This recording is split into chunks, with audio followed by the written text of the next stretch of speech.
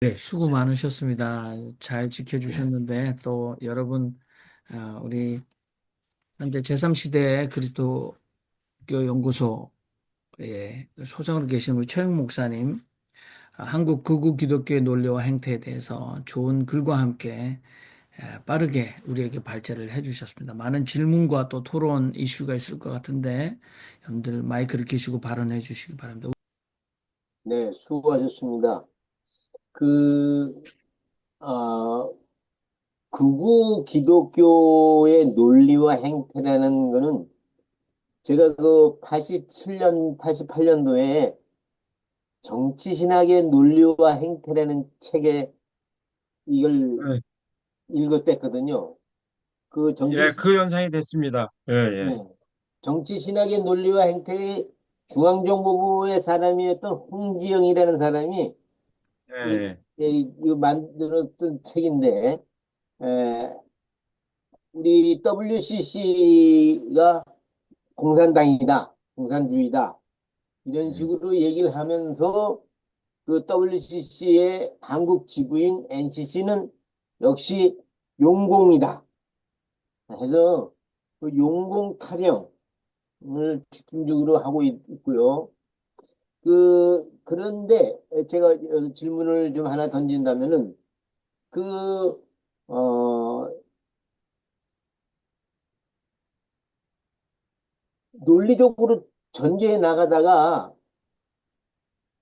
그 사람들이 이 극우 기독교 사람들이 하는 얘기가 뭐냐면 아 북한이 지금 준비하고 있다. 그다음에 주사파 또 이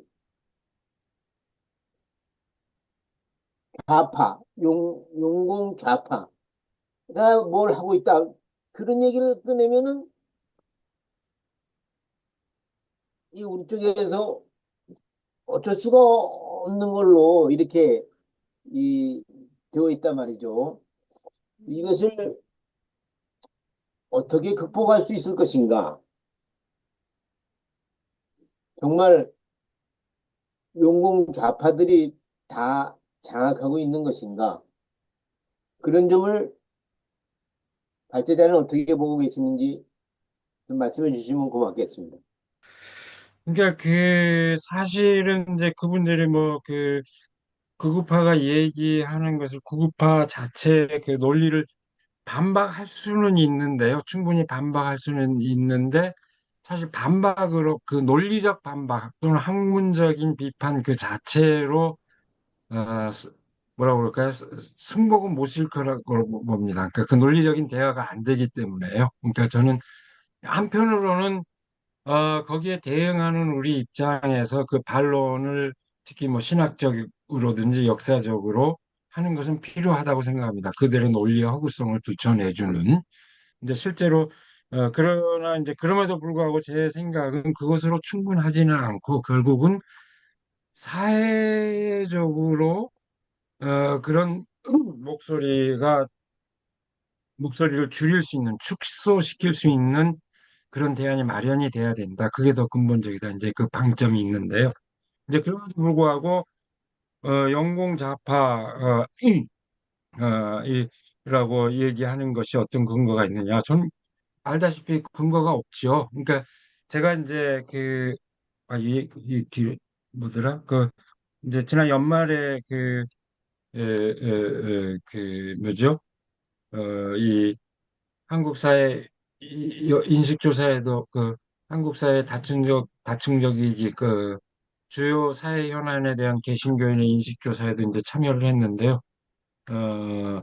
뭐 흥미로운 것은 진보 기독교인과 보수 기독교 인식을 비교했을 때 진보 기독교인이 윤석열 정부 하에서 훨씬 그 어떤 안보 불안감이 훨씬 크게 걱정을 했어요.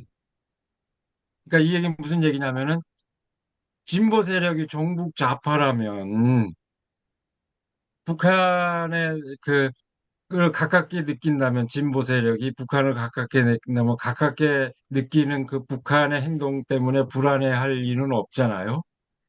그러니까 이거 하나의 예입니다.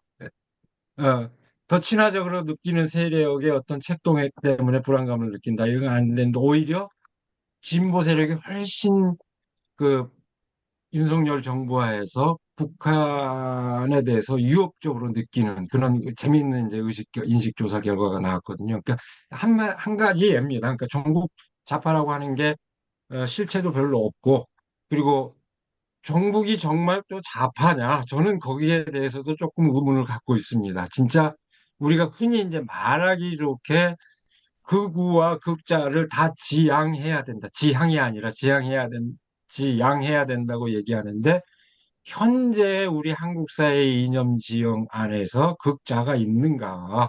물론 생각으로 그렇게 뭐 생각만으로 한다면 이제 있을 수도 있겠죠. 그러나 실제 하나의 의미 있는 정치 세력으로서 한국 사회에서 극자는 없다고 생각을 합니다.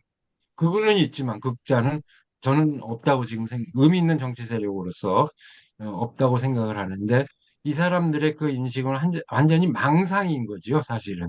그러니까 그 단적인 예 가운데 하나가 요새는 이제 종북이 아니라 이제 중국이잖아요. 중국이 공격 대상으로 되는 거. 이게 너무 황당하잖아요. 뭐 99명이 선거에 개입했고, 뭐 선관위 의원 직원으로도 들어가 있고, 헌법재판소에도 중국 사람들이 영향을 끼친다. 이렇게 생각하는 것 자체가 망상인데, 그러니까 자기네들 믿고 싶은 대로 믿는 거죠. 그러니까 결국은 그 헌법재판소 재판정에서까지 그런 가짜 뉴스를 갖고 얘기를 하는 그런 상황을 이제 보게 됐는데, 이제 그런 측면에서 보면은 저는 이제 아까 이 발제에서 충분히 얘기 못했지만은 그런 망상에 따른 가짜 뉴스 이런 거에 대한, 특히 미디어에 대한 어떤 적절한 법적 규제도 필요하지 않을까? 그런 방안을 이제 생각해 볼 수도 있으리라고 생각하고. 기본적으로 우리가 논리적으로 학문적으로 반박하는 거는 기본인데, 그것으로 충분치 않고 이제 사회 자체를 변화시켜야 된다고 얘기했지만, 하나의 그 중간적인 방법이라고 할까요? 어떤 사안에 대해서는 과거사를 부정한다든지, 또 어떤 가짜 뉴스를 퍼뜨림으로써 명백하게 어떤 현존하는 어떤 사람들에게 어떤 피해를 가한다든지 이런 경우라면은 그걸 법적으로 규율하는 방법도 찾아야 되지 않을까. 그러니까 이것과 관련해서 한 가지만 더 얘기하고 일단 마치겠습니다. 그러니까 우리나라에는 이제 과거 역사 부정에 대해서 규율하는 법은 다 하나만 있죠. 광주특별법. 어, 여러 가지 이제 시도를 했지만 다 안 됐고, 광주 특별법의 하나의 조항으로 광주 항쟁의 그 역사적 의의를 부정하는 것에 대해서는 처벌할 수 있도록 하는 조항을 둔 것이 이제 유일한 경우인데, 하나의 예입니다. 그러니까 역사적 사실을 법으로 다 진실을 규명하는 걸 법으로 다 다스릴 수는 없지만, 그것이 어떤 사회 공통의 어떤 가치의 현저하게 위배되고, 더군다나 지금 살아있는 어떤 사람들에게 상처를 입히는 2차 가해를 하는 행위가 될 경우에는 그것은 그 법률적으로 충분히 어, 외국에도 다 있지요. 그러니까 국제적으로는 뭐죠, 인도에 반하는 이제 반인륜적 범죄라는 개념도 있고, 다른 유럽 국가들에서 그런 역사를 부정하는 경우를 어, 형사법으로 이제 다스리는 규율하는 그런 경우도 볼 수 있는데, 뭐 그런 중간 장치가 이를 생각해 볼 수도 있다고 생각을 합니다. 우선 그 정도 말씀드리겠습니다. 네, 감사합니다. 우리 최영모 목사님께서는 사실은 지금 이제 그 극우 기독교의 그 근거를 권위주의, 반공주의, 친미주의, 발전주의, 성공주의, 능력주의라고 하셨고, 또 여기에 대해서 이제 자세하게 그 글에서는 다루고 계셨습니다만은 우리에게 충분히 이제 그 설명을 안 하셔도 우리가 그게 느끼고 네, 있어요. 근데 혹시나 이제 여러분 중에서 이 극우 기독교의 어떤 논리적, 극우 탄생의 무슨 사회적 요인이나 역사적 요인이 분명히 있겠지만 그 어떤 가치관적, 세계관적 근거가 되는 것들을 이렇게 지적해 주셨는데 여기 이것 말고도 또는 여러분들이 생각하는 더 그 다른 근거가 있다면 말씀해 주셔도 좋을 것 같고요. 저는 이제 토론은 앞으로 이제 우리 최영목 목사님께서 그러면 사회 공통의 대안 마련은 이 극우 기독교에 대해서 어떻게 대안 마련 어떻게 해야 되느냐. 근데 두 가지 제가 볼 때 말씀하신 것 같아요. 사회적 평등에 기초한 민주주의 확립, 그리고 평화지향의 국제관계 형성이라고 하셨는데, 그게 네. 이제 이게 극우 세력이 발흥하는 것은 세계적 현상이고 또 민주주의가 퇴보하는 것은 세계적인 현상입니다. 근데 미국에서 윤석열 파면 이후에 한국의 헌법재판관들을 빌려달라. 그래서 미국의 트럼프 파시즘을 경계하는 양심 세력들이 한국의 민주주의, 그러니까 세계 민주주의의 출구가 보이지 않는다라고 하는데 한국 민주주의의 에, 저희가 촛불혁명도 그렇고 이번에 빛의 혁명에 대해서도 굉장히 인정하고 놀라는 중이죠. 그렇다면 지금은 이제 네. 조기 대선에서 사회적 평등에 기초한 민주주의 확립을 어떻게 달성할 건가? 그러면 한국의 극우가 아닌 보수 또는 중도 또는 리버럴 자유적 또는 진보적 기독교인들은 이 선거 문제를 어떻게 해서 그 평등에 기초한 사회적 평등에 기초한 민주주의 확립의 어떤 실천의 역사적 기회로 삼을 건가에 대한 구체적인 얘기가 좀 있어야 될 것 같고요. 그다음에 이제 평화지향 이거 사실은 굉장히 먼 것 중에 하나가 이번에 그 글로벌이라는 단체에서 이원영 교수가 뉴욕에서 워싱턴 DC까지 250마일을 1인으로 걸어서 핵폐수 방류를 반대했어요. 그런데 제가 워싱턴 정가나 워싱턴 DC 주변에는 지금 이렇게 핵 반대는 전부 다 기관들이나 이렇게 그 NGO 기관들이 굉장히 많이 철수했어요. 왜냐하면 미국의 정가는 지금 여러분들 CPEC 같은 관계자들이 지금 돈으로 애니챈도 그렇지만 핵 발전소가 돈이 된다고 해서 굉장히 자본이 그쪽으로 몰리고 이렇게 핵을 찬성하는 쪽으로 지금 가고 있어요. 그러니까 이게 평화 지향의 국제 관계 형성에 있어서 미국에서 양심 세력이 반핵 그리고 특히 뭐 핵이라고 하면 지금 일본의 핵폐수 방류에 대해서 미국 정가가 여기에 대해서 뭔가 반인륜적이다라고 얘기를 해야 되고 생태 보존의 그 사명을 얘기를 해야 되는데 이게 무관심하거나 아예 그러니까 이면에는 이미 핵 발전소를 제3세계에 지어주면서 돈을 벌려는 프로젝트가 굉장히 오랫된 전부터 가동되어 있기 때문에 원하지 않는다는 거거든요. 그러니까 제 말씀은 이 한국으로 좁혀져도 사회 공통에 대한 마련에 우리가 포커스로 토론을 좀 했으면 좋겠다는 생각이 드네요. 자, 우리 김상재 목사님 네. 오래 기다리셨습니다. 말씀하십시오. 아니, 저는 그냥 편한 질문을 하나. 네. 저는 지금도 이제 아직까지 머릿속에 이해가 안 되는 것이 왜 오늘에 와서 이렇게 거부 현상이 폭증했는가라는 질문이죠. 그 용공 관련해서는 용공 이미지로서는 사실은 김대중 대통령이 뭐 그쪽에서는 상당했잖아요. 김대중 때는 이런 게 없었단 말이에요. 노무현 때도 이렇지는 않고. 그런데 갑자기 이렇게 문재인 정부 들어서면서 정강훈이가 그 바람에 이제 소위 말하는 민족의 사사를 업뜨고 그들 논리로 하면은 그리고 지금 오늘 시점처럼 이 자폭과 폭망의 선두에 개신교가 지금 이렇게 써 있는데 왜 이런 현상이 전에 훨씬 더 진보적인 정권에서는 없었는데 오늘날 사실은 뭐 말씀하신 것처럼 민주당의 포스라는 것이 극자가 없죠. 중도 보수에 불과하잖아요, 사실은. 네. 재벌 눈치나 보는 눈치를 보지 않을 수 없는 중도 좌파에 불과한 중도 보수에 불과한데 왜 오늘날 이와 같이 맹렬하게 이렇게 이제 이 현상이 터졌냐는 이야기죠. 저는 아직 그것이 아직까지 머리가 이해가 안 돼요. 그래서 이제 제가 생각할 때는 김대중 시대에는 없었던 문제가 뭐냐면 이제 뚜렷한 문제는 이제 차별금지법이죠. 동성애 관련해서 그 이슈가 없었고 오늘날에는 이제 동성애 이슈가 차별금지법 때문에 보수 기독교는 이것이 이제 기독교의 마지노선으로 생각하잖아요. 이거는 절대 허용할 수 없는 선이란 말이에요.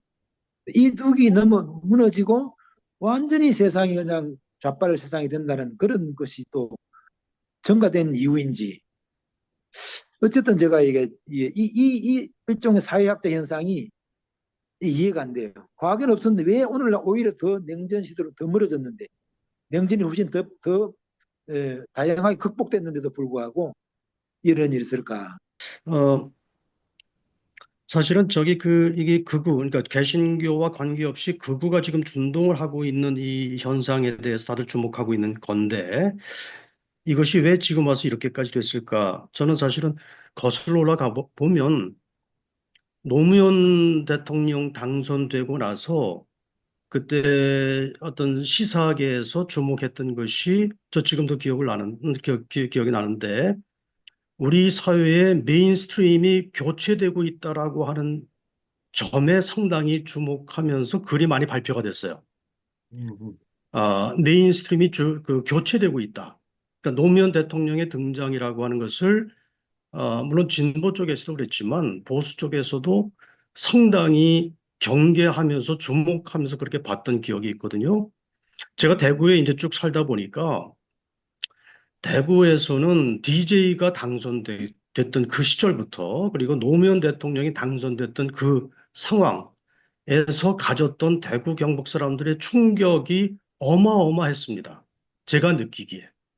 아, 뭐 이루 말로 표현할 수가 없을 정도 이 사람들은 엄청난 정신적인, 아니 실존적인, 어쨌든 심리적인 충격을 상당히 깊게 가졌던 기억이 있고요. 그걸 이제 사회과학적으로 표현하면 이 사회가 우리나라가 더 이상 기존의 보수가 메인스트림이 아니다.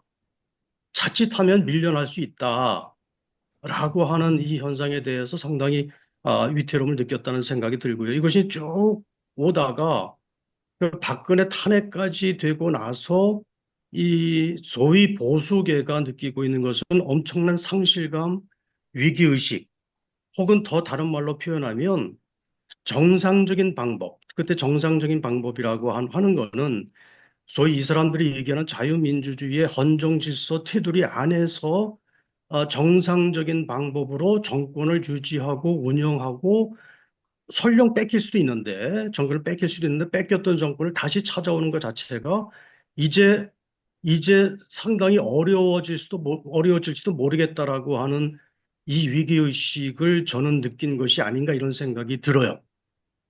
이것이 그냥 기존에 그냥 보수라고 하는 것은 늘 있어 왔고, 한동안은 우리 대한민국을 수십 년 동안 그냥 책임지고 가져왔으니까, 그것이 이제 그런 정도의 보수로 존재하는 것이 아니고, 어찌든, 심지어는 헌정질서 테두리 밖에서라도 수단과 방법을 가리지 않고 이 정권을 유지해야 된다. 영권을 계속 가져야 된다라고 하는 이 위기의식의 발로가 일부에서 극우의 형태로 표현된 것이 아닌가라고 하는 이건 가설입니다. 저도 아직 뭐 분석이 끝난 게 아닌데 그런 생각이 하나 갖고 있고요. 그다음에 사실 오늘 이 발표하신 부분에서 우리가 더 집중적으로 포커싱 해야 되는 거는 자, 그럼 극우가 이렇게 준동하는 것은 있을 수 있다. 우리나라만의 현상은 아니니까요. 근데 왜 하필 우리나라에서는 개신교가 그 역할을 하고 있는가? 개신교가 왜 하필 극우의 중심과 그 중심적인 역할을 갖고 있는가? 이거는 또다시 설명되어야 할 또 다른 현상이다. 저는 이 부분에 대해서 아까 최 목사님이 말씀하신 데는 뭐 우리 극우 개신교의 사회적 조건에서 권위주의, 반공, 친미, 발전 능력 이거는 극우 개신교의 특징이나 논리나 행태가 아니고 그 극우의 논리와 행태라고 저는 그렇게 보거든요. 뭐 그걸 이제 극우 개신교도 공유하고 있는 거죠. 근데 극우 개신교가 갖고 있는 또 다른 특징은 지금 말씀하신 거기다가 기독교 국가에 대한 어떤 거 뭐라고 할까? 기독교 국가에 대한 동경?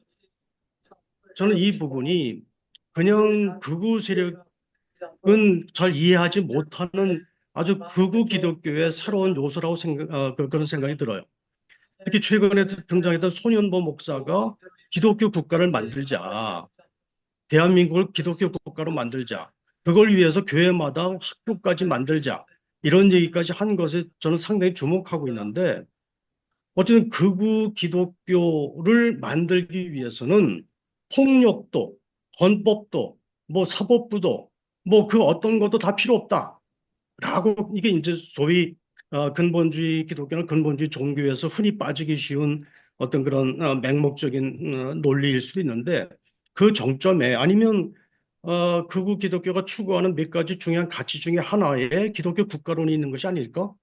아, 그래서 이 부분이 설명되지 않으면 왜 하필 개신교가 지금 준동하고 있는 극우 현상의 중심에 서서 저렇게 설치고 있는가를 설명할 수가 없다.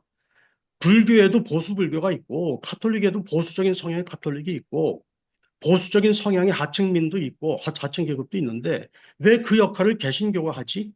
이런 역할, 이 현상에 대해서는 뭔가 설명이 필요하다라는 말씀을 드리는데, 저는 하나의 가설로, 지금 그 부분을 좀 고민하고 있다는 말씀을 드리고 싶습니다. 네. 뭐, 아니, 제가 그 거꾸로 지금 많이 배우고 있습니다. 토론을 해주시는 거. 단순한 질문이라기보다도요. 그러니까, 뭐, 한 분 한 분에 대해서보다도 제가 들으면서 한 공통되는 것도 있고요. 그러니까 들으면서 한 세 가지 정도를 제가 정리를 했는데요. 다 종합해서 특히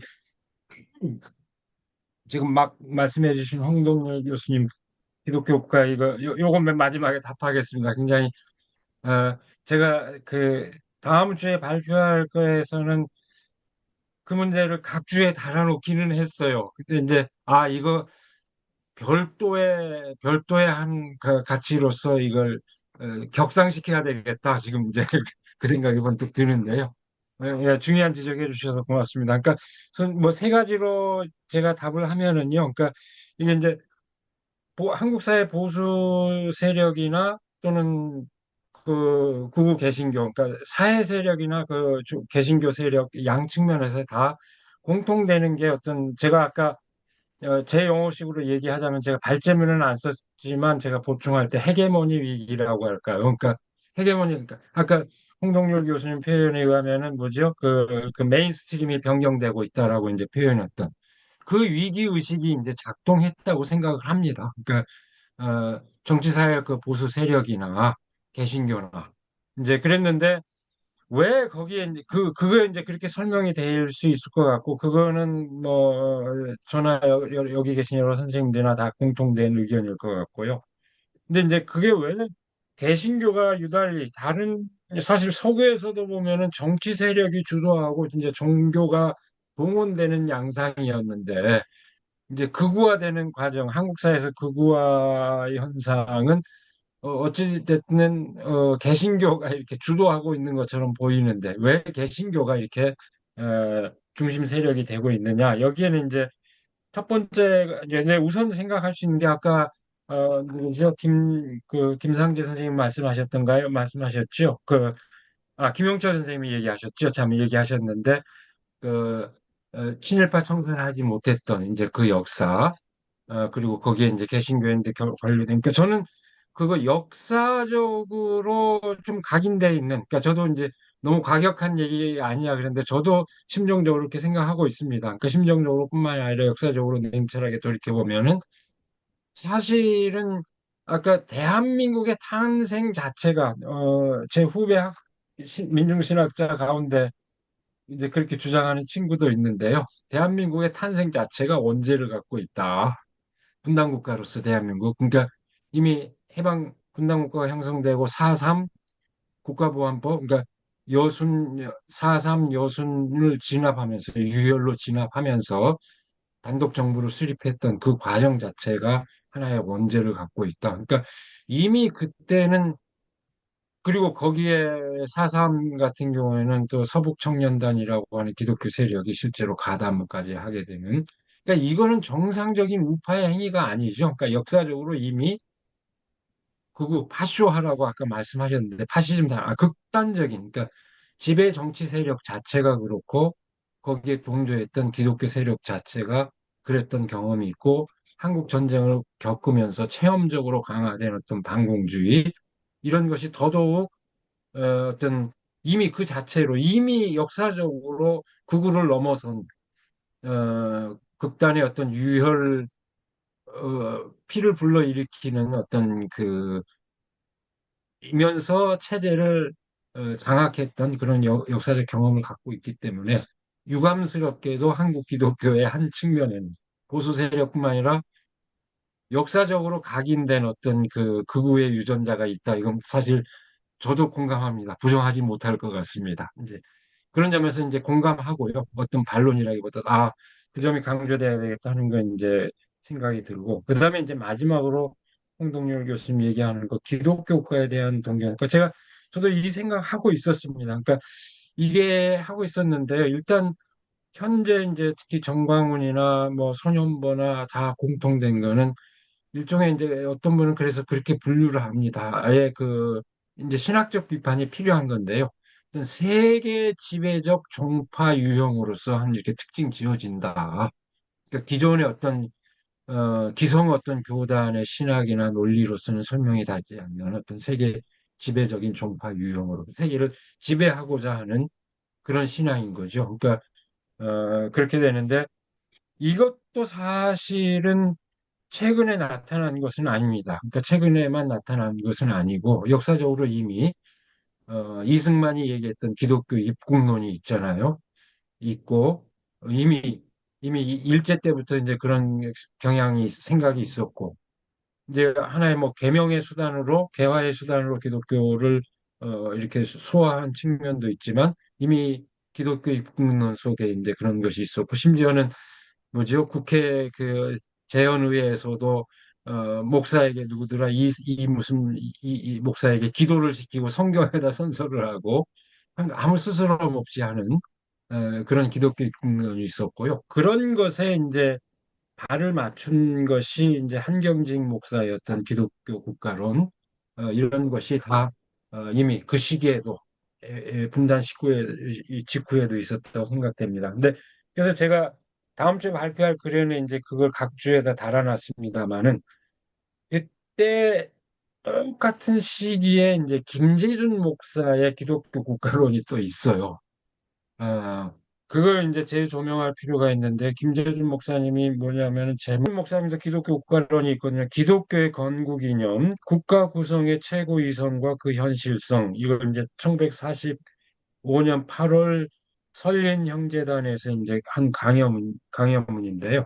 이건 전혀 다릅니다. 그러니까, 오늘날 우리의 어떤, 오늘날 현대적인 이념 지형으로 보면, 아까 또 어느 분이 말씀하셨던 서구의 사회민주주의적인 어떤 이념 지평이라고 할까요? 그런 점. 그러니까 공산주의라고 해서 적대시할 것 없다. 그 같이 대화해야 되고 좋은 점은 수용해야 된다. 우리의 신앙 양심의 자유가 보장된다면은 공산주의자들과 협력 못할 이유 없다.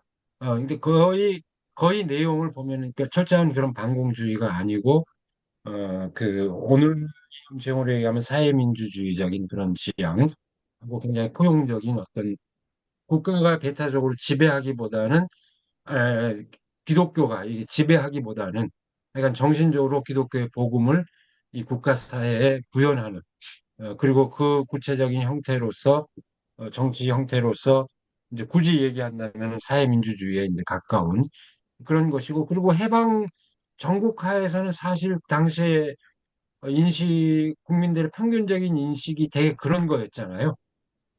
그 당시에 미 군정이 여론 인식 조사한 결과를 보면은 70% 이상이 사회주의라고 그 답을 했던. 근데 그리고 10% 정도가 공산주의. 그러니까 사회주의라는 거는 사실 우리가 알고 있는 북유럽의 어떤 사회민주주의 유형. 그다음에 이제 우리 헌법에서도 뭐죠? 중요하게 이제 노동 문제하고 관련해서 재헌헌법에서도 논란이 됐던 게 그 뭐죠? 그 노동자 경영 참여권하고 이익 균점권이 논란이 됐잖아요. 근데 노동자 경영권은 결국은 재헌헌법에 채택되지 않았지만 이익 균점권은 이제 그 반영이 됐었거든요. 재헌헌법에.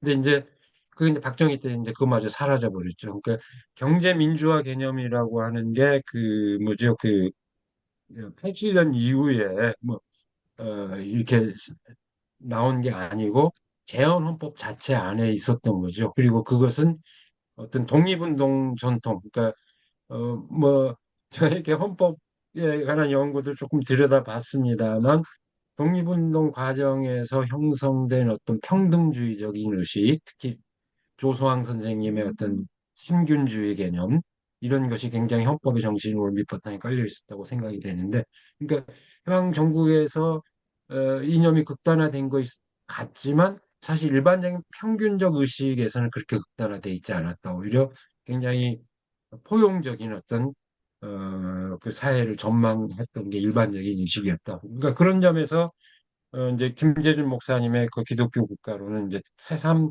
주목을 해야 되는데 한국 기독교 전통에서 그 전통은 묻혀버렸고 한경직과 이승만으로 대표되는 어떤 기독교 국가, 기독교가 세계를 지배해야 된다는 관념, 이런 의식이 강한 그런 기독교 국가만이 기독교인들의 이제 뇌리에 바뀌었고 그것이 오늘날 그 우파 기독교, 극우 기독교의 어떤 세계 지배적 종파로서의 어떤 한 경향을 이렇게 돌출이 되고 있는 거 아닌가. 저 전폭적으로 공감하고요. 하여간 고맙습니다. 그러니까 제가 생각은 했으나 이걸 굉장히 중요한 하나의 그 기독교 세계, 극우 기독교를 세계가는 구성 요인으로 이 결정적인 하나의 키로 그러니까 설명할 수 해야 된다 하는 점을 지적해 주신 거 오늘 새삼 제가 느낍니다. 네. 고맙습니다. 네. 저는 그 어저께 우리 몇몇 분들과 대화를 하는 중에 그 대학생 때는 진보적 학생 운동가였다가 지금은 극우로 선회한 변절자들의 배후에는 개독교가 있다라는 공통적인 어, 공통적인 의견이 있었어요. 그러니까 지금 그 윤상현 같은 뭐 나경원 많은 이 국민의힘 국회의원들이 헌법재판소를 여리고성처럼 돌면서 통성기도하는 장면들을 보면 뭐 김문수도 그렇겠죠. 뭐 이번에 그 대선 후보로서 광화문에 이승만 박정희 동상을 세워야 된다라는 공약을 내세운 것 같은데 이제 개독교 내부적으로 그냥 기독교 죄송합니다. 기독교 내부적으로 이 문제에 대해서 조금 심각하게 장치를 또는 여기에 대한 대안을 마련해야 된다는 생각이 좀 들고요.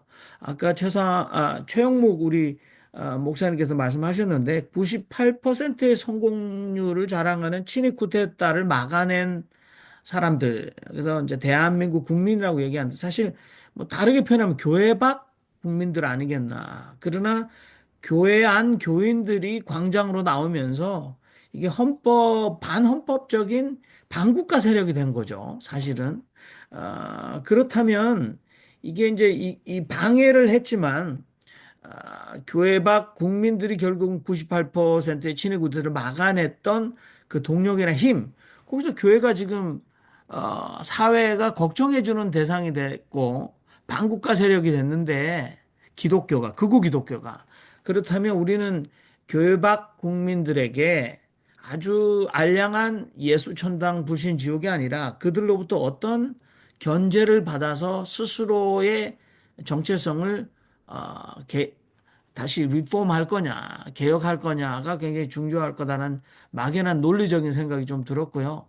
그다음에 지금 이제 다들 말씀하시면서 이 집단적 민족적 반공 트라우마가 너무 깊거든요. 그렇다면 종교적 역할에서 한국의 여성신학적인 그 치유 목회나 치유 방법들은 없겠는가? 근데 극우 기독교는 이거를 계속해서 상처를 헤집었지. 이 집단적 반공 트라우마를 어떻게 힐링하겠는가라는 거에 대한 구체적인 실천들이 교회 안에서 실현되지 않았다는 그런 생각이 좀 듭니다. 그건 제 그냥 답변이 필요 없는 어떤 그 논리적인 그냥 질문이었을 뿐입니다. 교회의 에, 현상은 항상 신학적인 배경을 가지고 있어야 정상 아니겠습니까? 어떤 신학적인 배경 때문에 그런 현상이 나타나야 되는 것인데, 뭐 지금 오늘 한국 교회가 이 극우적으로 보이는 것은 사실은 저는 그 다수가 그렇다고 생각되진 않습니다. 다만 극우적 경향을 가질 수는 있죠. 근데 한국의 현재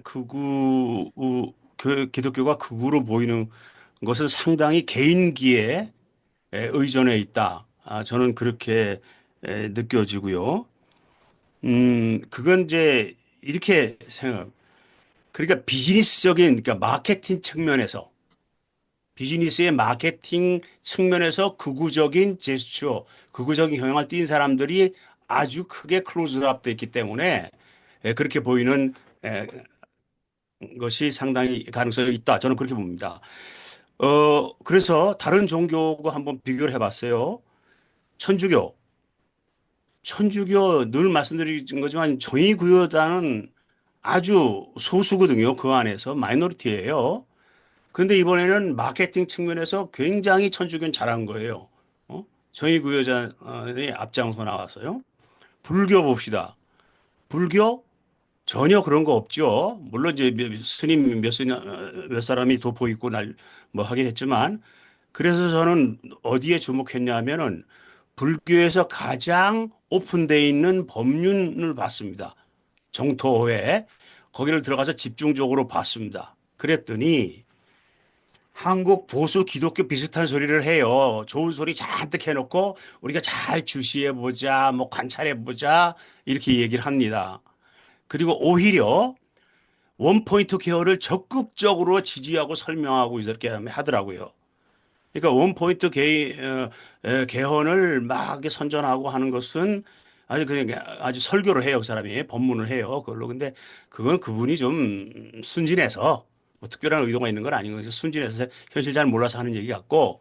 그러니까 중점적으로는 이 사람이 아주 잘 사람들을 이렇게 하면서 어느 쪽으로도 행동하지 않도록 하더라고요. 결국 그래서 아하 이 사람도 종교 사업을 하는 사람이니까 어느 쪽 사람도 나가지 않도록 다치지 않도록 하는구나 라는 거를 저는 이번에 깨달았어요. 법률에 대해서. 그렇듯이 교회가 특별히 극우라서가 아니고 특별히 민족이라서 한 사람도 다치지 않고 교회 안전하게 만들기 위해서 그냥 안온하게 가는 방법이 몇몇 사람이 다치니까 극우로 보이는 것이지 대다수의 목사들이 극우로적인 그런 건 저는 아니라고 봅니다. 그런데 문제는 기독교는 사실은 이번 같은 경우에는 마케팅 측면에서 절대 다수가 탄핵을 지지하고 국민적 감정이 그런데 그쪽에 포커스를 두었으면 카톨릭처럼 이번에 점수 땄죠. 점수 땄죠. 그런데 이 목사들에게 그런 판단력이 없는 거예요. 그렇기 때문에 그렇게 되었을 뿐 특별히 뭐 송경보 고신측입니다. 그 사람. 네. 교단적인 이번에 그 사람 한 액션이 고신 그런 교단 아니에요. 전혀 그 배경이 되지 않아요. 그리고 누구야 정강훈이 교단 없어요. 그 사람 혼자 날치는 거지 또라이지. 예? 그냥 개인기로 날치는 거지. 근데 그 사람들께서 굉장히 크게 보도가 됐고 뭐 이렇게 뉴스에 나오고 했기 때문에 한국 교회가 극우적으로 뭐 그렇게 하고 물론 연구를 해야죠. 연구를 해야 되고 많이 해야 되지만 저는 그런 것보다는 비즈니스적인 측면에서 그렇게 하는 거다. 저는 그렇게 그 이해가 되고 있습니다. 예. 네, 소년보 목사는 본인이 앞으로 개인적으로 이재명을 죽이기 위해서 자기는 자기의 남은 평생을 바치겠다 이렇게 설교 시간에 공언을 했는데 아무튼 지난번에 우리 김진호 목사님께서 이 정광훈의 재테크 목회 지금 예, 비즈니스적으로 말씀하셨는데 예, 이게 아주 입에 풀칠하기 힘든 생존하기 힘든 목사들에게 정광훈은 재테크 목회 어떻게 대중들을 선동해서 자기 이익을 뽑아낼 수 있나라는 재테크 목회에 대한 신학교에서 가르쳐 주지 않는 실전 매뉴얼을 굉장히 많이 예, 어젠더로 날리고 있었다. 그래서 그게 이미 많이 몰렸다라고 하는 거죠. 예, 한국 극우 기독교 논리와 행태, 특별히 이제 왜 한국에서 이 보수와 극우가 갈라지는 극우 개신교가 반국가 세력의 중심에 있는가, 어떻게 형성되었는가, 세계관의 근거가 뭔가가 심각하게 고민이 됐고요. 그다음에 이것들을 극복할 수 있는 내적, 외적인 어떤 조건과 그다음에 실천 방안들은 어떤 것이 있을까 고민을 계속 해오고 있습니다. 우리 안광도 목사님 말씀하시죠. 예, 발제와 대화에서 제가 중간에 빠졌다가 볼일이 들어와서 앞에 경향을 모릅니다만은 어쨌든 이번 주제와 관련해서 저는 이제 신학교에 있을 때부터 일반 교회 운동론을 저의 사명이랄까 방향으로 삼았습니다.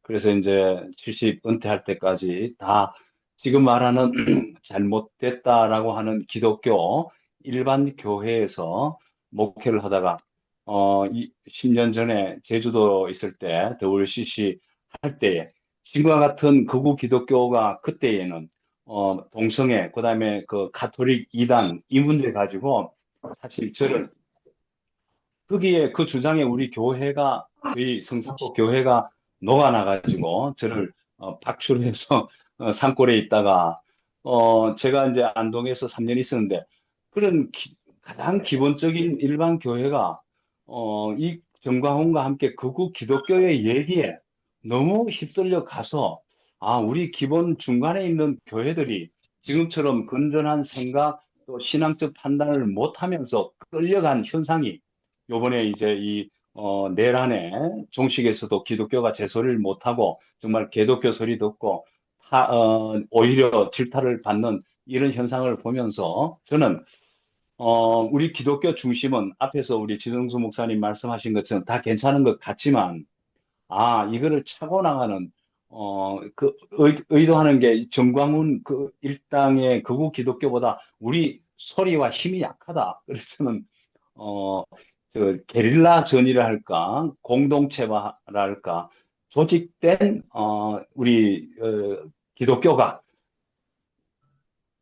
소리를 더 내고, 더 힘있게 싸워야 되지 아니한가. 그래서 일반 정치, 교회 사업 유지에 우리가 너무 우리 스스로도 거기에 빠져 있었는데, 이제 뭐 좀 자를 건 자르고, 그래서, 공동체적으로 더 조직화돼가지고, 우리 요번에도 기독교인들의 숫자가 사실은 적지 않지 않습니까? 천주교 정의구현 사제보다는 조직화 안 돼서 일관화되지 못했지만은 그럼에도 불구하고 우리 뭐 NCC와 함께 또 진보적인 기독교인들 우리 소리를 제대로 좀 내서 조직화해가지고 그 힘으로 공동체 힘으로 중간에 있는 사람들을 견인하는 그것이 일반 교회 운동이 아닐까 해서 많은 역량이 부족함에도 불구하고 저는 그런 것이 지금 이 난국을 헤쳐나가는 하나의 대안이라 이렇게 생각을 합니다.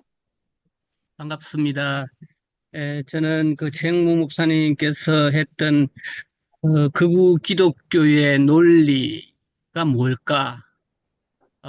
그 극우 기독교의 논리 그리고 지금 현재 그 행태 이 두 가지 부분들에 대한 내용인 것 같은데 그 극우 기독교의 논리가 제가 생각했을 때는 지금 현재의 관점에 있어서 뭔 원인을 하나 생각해 볼 수 있을 것 같고 지금 현재 최근에 발생했던 가까운 근인을 생각해 볼 수 있을 것 같은데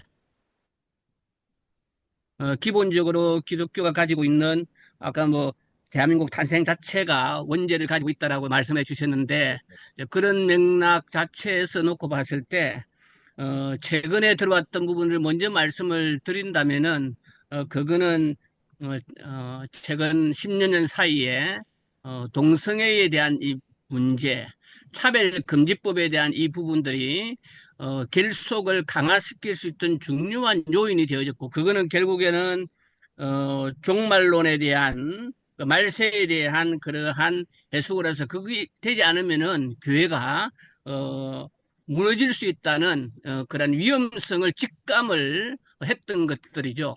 그런 맥락에 있어서 그 맥락에 깔고 있는 신앙적인 부분들이 이원론적인 세계관을 기본적으로 깔고 있었다고 이렇게 보여지기 때문에 아마 죽기 살기로 이런 부분들에 있어서 한국 기독교가 쇠퇴화가 되어지면서 그런 느낌을 직감적으로 느껴왔던 그런 부분이 하나가 있을 거라고 보여졌다고 저는 생각을 하고 있고 두 번째로에 대한 부분들은 기본적으로 해방 이전에 대한 일제시대의 문제는 논외로 하고 해방 이후에 우리가 경험했던 이런 반공에 대한 이 부분들은 기본적으로 그 서북 세력에서 경험했던 그들은 몸속에 크리스찬들이 가지고 있는 기본도 기본적으로 공산주의에 대한 그런 피해와 또 그 피해를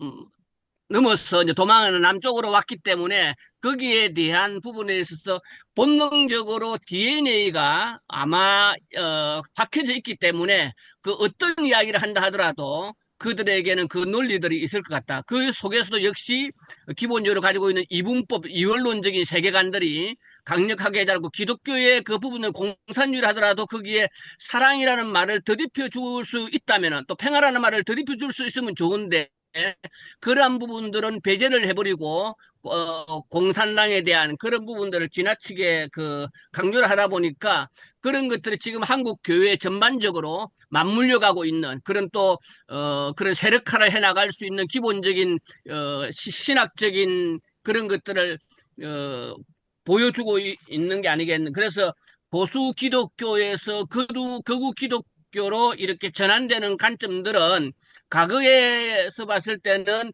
보수 기독교라고 보았지만은 이게 이제 신앙적인 입장에서 보수 기독교적인 부분들이 있지만도 이제 극우 기독교라는 부분들은 이 신앙을 더듬혀 가지고 정치적인 문제까지 세력화를 하다 보니까 그렇게 극우 기독교로 전환되고 있지 않는가 생각이 되어지고 그 중에 하나 중요한 부분들은 한국 교회 성장에 대한 약화에 대한 스스로에 대한 위기들을 말로는 표현하고 있지 않지만은 스스로 느낄 수 있고 그렇기 때문에 교회가 이 부분들을 양보해서는 안 된다는 그러한 부분들이 잠재되어져 있지 않는가라는 생각들을 저는 좀 가지고 있으면서 그 맥락 속에서 느끼고 있는 것들은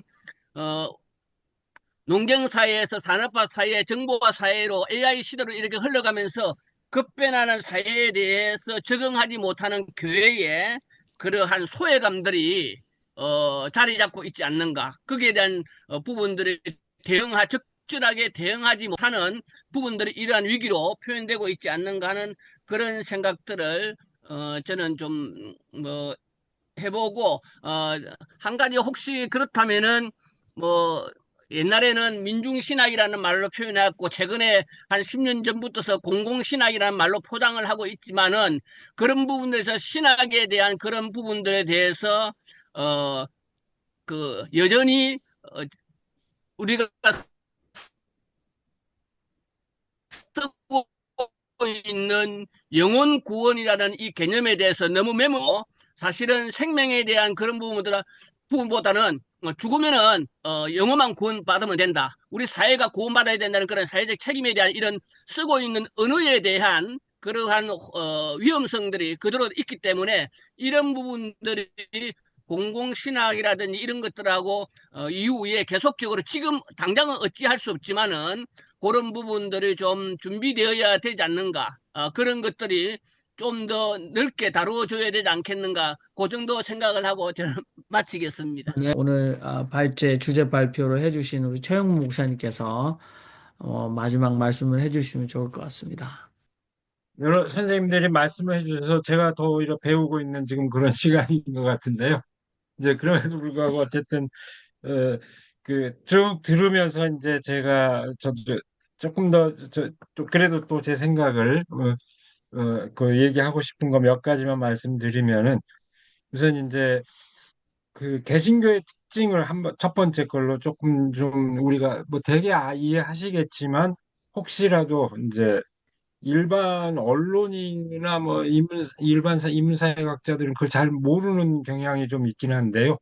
개신교 특징을 좀 이해할 필요가 있겠다. 그러니까 아주 뭐 복잡한 얘기를 안 합니다. 아니고 이거 기본적으로 일정한 어떤 천주교처럼 하이어라키를 갖고 있는 그런 게 아니잖아요. 교단으로 돼 있고. 이게 그러니까 정광훈 같은 사람 뭐 기자들이나 사람들이 대부분 뭐 일반인들이 왜 그거 하나 처리 못하느냐 그러 이제 처리 안 되잖아요. 이미 출교 당했죠. 정광훈은 출교 당했는데 백석 대신 측에서 출교 당했는데 자기 혼자 나가서 이렇게 하는데 개신교에서는 그 제재가 안 되고 그걸 그런 걸 제재를 할 수 없다는 한계도 있고 이 교단별로 독자성을 갖고 있는 개신교 구조라는 게 그다음에 참여의 측면에서도 마찬가지예요. 그러니까 아까도 누가 뭐 어느 분 얘기하셨지만 정의구현 사재단 우리 개신교 세력에 비하면 훨씬 더 작은 부분에 지나지 않거든요.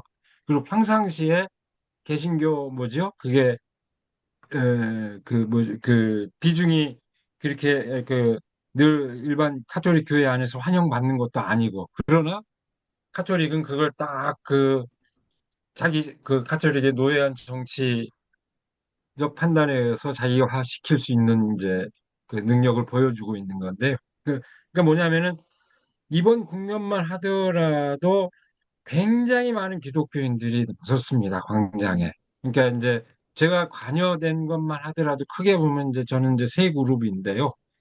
가장 저변의 그룹에 이제 기독교 시국 행동이 몇 년 전, 그 윤석열 정부 출범 때부터 활동을 해왔고, 그다음에 윤석열 정부 1주년의 즈음에서 윤석열 폭정정식 그리스도인 모임이 일주기부터 성명을 발표하면서 지금까지 해왔고, 그다음에 공적 교회 조직을 그대로 둘 수 없기 때문에 과거 박근혜 때는 NCC가 사실 그걸 다 포괄을 했었는데 이번에는 NCC가 주도는 못했습니다만 NCC 안에 시국회의를 조직해서 그때그때 상황에 대응하고 그리고 이 범위가 전부가 아니고 개별 교회나 그리스도인들이 굉장히 많습니다. 그러니까 98%는 일반인이고 나머지는 개신교회는 작은 게 그런 건 아니고 그 안에 그 굉장히 많은 대우를 형성하고 여기에 참여했다 개신교인들이 이제 그런데 이게 잘 드러나지 않는다. 하나의 단일한 하이어키를 갖고 있지 않기 때문에 드러나지 않고 저는 이제 기자들한테 늘 그 얘기합니다. 언론의 책임이 크다. 왜 저놈들은 정광호는 보여주면서 이렇게 저는 그래도 이번 국면에는 많이 이쪽 이 대여를 많이 그나마 상대적으로 좀 조명을 했다고 생각을 합니다. 근데 딱 뭐 어떤 상징성도 약하고 하기 때문에 딱 두드러 보이지 않아서 그랬을 뿐이지, 개신교인들, 언론이 이제 그런 효과도 있다. 그다음에 이제 또 한 가지 생각하고 싶은 것은 이제 제가 늘 하는 얘기입니다만은 이제 원천적으로 어떤 그 보수 세력처럼 세력이 그 개신교를 대변하는 것처럼 보이는 이제 소위 과잉 대표성의 문제가 있는데 하나는 어쨌든 기본적으로 그 뭐죠? 그 공교회의 대표 제도에 문제가 있다. 저는 그렇게 생각합니다. 길게 얘기를 하겠습니다. 목사 장로, 고연령층의 목사 장로로 구성된 공교회의 대표성의 문제.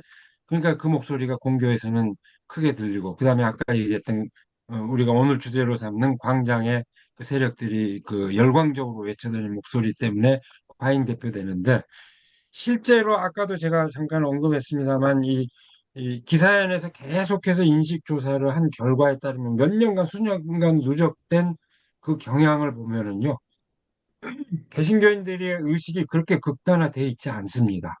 거의 시민사회 의식하고 거의 궤를 같이 해요. 거의 모든 사안에서 다 그렇습니다. 거의 그러니까 극단화돼 있지 않다. 일반 신도들 수준에서 보면 근데 놀랍게도 약간 보수적인 건 사실이에요. 의미 있는 보수성이 있어요. 이제 그게 왜 그러냐? 요거는 이제 주제인데 뭐 탐구 주제인데요.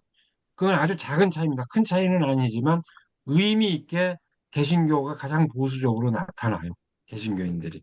근데 이제 근데 그게 일반의 시민사회 의식하고 크게 괴리된 만큼 크지는 않습니다. 근데 일관되게 또 보수적인 성향이 나타나는 거 왜 그러냐? 그러니까 이게 신앙 때문이냐? 아니면 기독교인의 정체성을 구성하는 어떤 그 교회 내외적인 어떤 문화적인 조건 이런 것이 요인이 아닐까 저는 그 후자의 방점이 있다고 봅니다만 그러니까 그건 이제 탐구 주제고요. 되게 이제 그래서 실제 개신교인들은 그렇게 극단화돼 있지 않다. 평균적인 개신교인들 그러니까 과잉 대표되고 있을 뿐이다 하는 점을 이제 얘기할 수 있을 것 같고요. 그 다음에 이제 아까 그 얘기하셨죠. 뭐 치유 이런 이건 아까 맨 마지막으로 강충근 선생님 얘기하시는 그 신학의 언어가 달라져야 된다는 거하고도 관련이 있지만은 요거는 그냥 얘기 던지는 식으로 얘기를 하죠. 저도 작업에 참여했습니다만 체험적 반공주의 얘기하지만 대표적인 우리 평화통일운동이나 민주화운동에 많이 참여한 분들 가운데 서광선 목사님이나 김상근 목사님 같은 경우는 두 분 다 아버님이 북한군에 의해서 살해를 당한 케이스입니다. 그 시신을 다 서강선 선생님은 대동강변에서 아버님의 시신을 처리하고 내려오신 분이고 김상근 목사님은 자기 군산에서 아버지가 살해당해서 난도질 칼로 난도질 당한 그런 체험을 갖고 있는 건데 이건 이제 여기에 그 얘기를 썼습니다. 화해평화사역 그리스도인 길잡이 기독교 사회문제연구원에서 만든 건데 두 분의 이야기를 기록해뒀습니다. 그러니까 똑같은 체험을 가지고 있는데 전혀 다른 길을 갖는 거 이런 것도 좀 조명할 필요가 있다. 그래서 아까 화해에 관한 얘기 이제 그 생각이 대본에 떠올라서 제가 말씀드렸고요. 그다음에 이제 아까 뭐 민중신학이나 공공신학 언어가 이런 뭐 하여간 신학의 과제 이 극우 개신교가 헛소리인 것 같지만 꼭 헛소리만은 아닌 모종의 어떤 신학적 배경이 있다고 봐야 되지 않느냐, 원인이 있다고 봐야 되지 않느냐. 그러니까 뭐 저도 공감합니다. 거기에 대해서 대응해야 되고 신학적 차원에서 새로운 언어로 이렇게 대응한 과제는 특히 신학도들에게는 중요한 과제라고 생각을 합니다. 일단 그렇게 하고요. 그다음에 이제 아까 권혁태 선생님 말씀하신 그 말씀에 저도 폭풍 공감합니다. 왜 이런 문제를 갖고 우리가 이렇게 씨름을 해야 되는가? 그래서 제가 뭐 김진호 선생하고 이제 오랜 친구로서 이제 뭐그 얘기를 가장 많이 하고 있고 최근 이제 젊은 후배로서 저 이제 서명삼 교수 같은 경우 이제 이런 극우주의에 대해서 거기는 아예 극우주의 연구가 이제 주제인데 제가 그렇게 물어봐요. 그거 연구하고 있으면 괴롭지 않냐고. 내가 나도 몇 번 들어봐도 내 영혼이 피폐해지는 것 같아서 괴롭던데 어 그거 연구하고 있으려면 괴롭지 않냐고 그렇게 내밀하게 들여다보려면은 이제 어, 아주 내밀하게 들여다봐요. 그러니까 그 연구하는 방법을 알려주더라고. 유튜브를 직접 듣지 말고 텍스트로 옮겨주는 뭐 프로그램이 있으니까 그걸로 옮겨서 들으면 조금 더 충격이 덜하다. 그런 이제 방법도 가르쳐 주던데 저도 사실 그렇습니다. 이런 문제를 우리가 극복해야만 하는 대상을 놓고 우리가 이렇게 온 에너지를 쏟아야 되는 사태가 우리 사회의 불행인 거죠. 그러니까 저도 내키지 않지만 그러나 이거 딛고 서지 않으면 안 되겠기에 이제 저도 이렇게 이 얘기를 할 수밖에 없는 상황인데 저도 공감합니다. 이제 공감하면서 그야말로 우리가 뭐 신앙은 하나님 나라를 추구하는 것이고 그것을 구체화하는 저의 본래 관심은 그런 겁니다. 사실은 이제 그 제가 박사 논문 주제도 한국 근대화 가정에 대해서 이제 기독교 윤리적으로 비판적으로 이제 검토한 건데 그걸 어쨌든 그 얘기를 한국 근대화 가정을 비판적으로 검토했을 때는 대안적 사회가 어떻게 가능할 것인가 하는 것을 이제 전망하고 싶은 그런 기대 때문이었는데요. 저도 어, 그런 우리가 우리 꿈을 얘기하는 거기에 거기에 에너지를 쏟고 즐겁게 그 꿈을 얘기할 수 있는 사회가 속해 오기를 기대를 합니다. 그러나 이건 우리가 당면한 현실이기 때문에 이걸 우리가 인식하지 않으면 안 되고 딛고 넘어서지 않으면 안 되는 과제이기 때문에 불갑을 우리가 이렇게 관심을 쏟을 수밖에 없다. 일단 그렇게 말씀드리겠습니다.